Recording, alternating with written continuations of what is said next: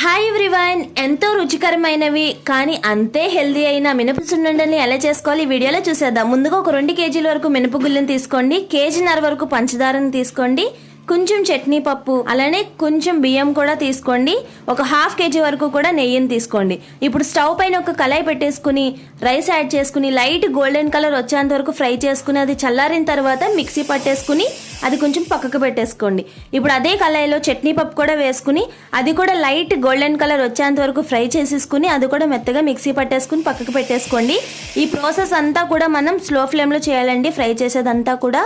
ఇప్పుడు అదే విధంగా మినపగుళ్ళు కూడా వేసేసుకుని అది కూడా లైట్ గోల్డెన్ కలర్ వచ్చేంత వరకు ఫ్రై చేసుకుని అది మురుముగా మిక్సీ పట్టుకోండి. ఇప్పుడు పంచదారని కూడా అదే విధంగా మిక్సీ పట్టేసుకుని మెత్తగా పక్కకు పెట్టేసుకోండి. ఇప్పుడు స్టవ్ పైన ఒక గిన్నె పెట్టేసుకుని గీని యాడ్ చేసుకుని లైట్ గోరువెచ్చగా కొంచెం చేసుకుని అది కూడా పక్కకు పెట్టేసుకోండి. ఇప్పుడు ఒక పెద్ద బేసిన్ లాంటిది తీసుకోండి, మీకు బేసిన్ లాంటిది లేకపోతే కనుక ఒక పెద్ద ప్లేట్ లాంటిది తీసుకుని మనం గ్రైండ్ చేసుకున్న అన్ని కూడా అందులో యాడ్ చేసేయండి. బియ్యం, సాయి మినపగుళ్ళు, చట్నీ పప్పు ఇవన్నీ కూడా ఇందులో యాడ్ చేసుకుని మొత్తం కలిసేలాగా కలిపేసుకోండి. షుగర్ని కూడా యాడ్ చేసేయండి. ఇలా మొత్తం కలుపుకుని కొంచెం కొంచెంగా గీ యాడ్ చేసుకుని రౌండ్గా బాల్స్లా చేసేసుకుంటే మన టేస్టీ అయిన మినప సున్నుండలు రెడీ అయిపోతాయండి. ఈ పౌడర్ని అలా కూడా స్టోర్ చేసుకుని మీకు ఎప్పుడు కావాలితే అప్పుడు గీ వేసుకుని ఉండలు కూడా చుట్టుకోవచ్చు. అలా అయితే ఇంకా ఫ్రెష్గా ఉంటాయి. Thanks for watching.